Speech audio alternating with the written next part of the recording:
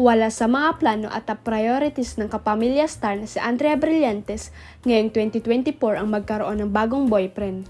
Mas gusto muna raw niyang i-enjoy ng bonggang-bongga ang pagiging single lady at mag-focus sa kanyang umaaribang showbiz career. Sabi ni Andrea na naniniwala siyang hindi hinahanap ang pag-ibig dahil kusa itong dumarating sa tamang panahon at pagkakataon.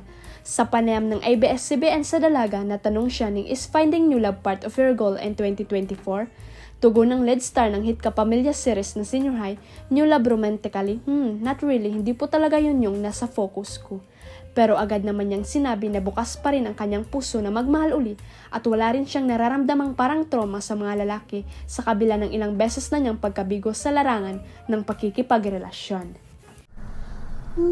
New love romantically? Not really.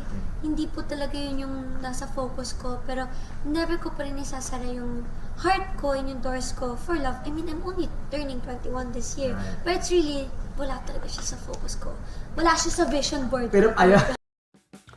Never ko pong isasara yung heart ko and yung doors ko for love. I mean, I'm only turning 21 this year. But really, wala talaga siya sa focus ko. Wala siya sa vision board ko, mariin pa niyang sabi. Napakaraming hinarap na issue at kontrobersya ni Andrea noong 2023, kabilang na riyan ang pinag-usapang breakup nila ni Richie Rivero at ang pagkakadawit niya sa hiwalayan Daniel Padilla at Catherine Bernardo. Dahil dito, talaga namang nakatikim ng kaliwat kanang batikos at pambabastos ang Dalaga, lalo na sa mga fans ng Katniel. Sa naturang panayam, inamin ni Andrea na hindi naging madali para sa kanya ang pagharap at paglaban sa mga pinagdaanang pagsubok, pero ginawa raw niya ang lahat para hindi maapektuhan ng todo. To be honest po, talagang puro lang po ako church. I was just strengthening my relationship with God and naniniwala lang po ako sa Kanya and yun lang po.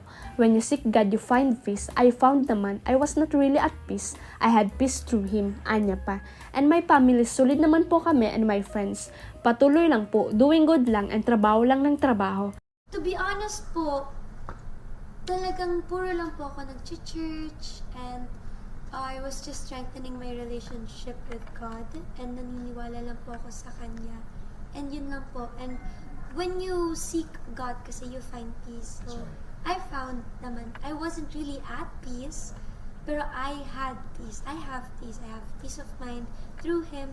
And my family, solid naman po kami noon and my friends. And patuloy lang po, doing good lang and trabaho lang ng trabaho.